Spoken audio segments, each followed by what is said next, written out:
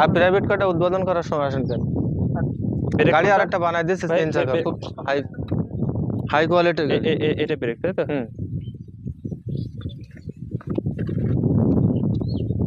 আসলে মানে বাঙালি বলে কথা, মানে এদের চোখে মুখে হাতে ইশারায় সবকিছুতেই যেন প্রতিভা ফলে। এই গাড়িটা পেট্রোল অক্টেন ছাড়াই চলবে, তাও প্রায় 55-60 কিলো গতিতে। একবার চার্জ দিলে 170 কিলোমিটার যাওয়া যাবে। এর থেকে আর কি লাগে ভাই?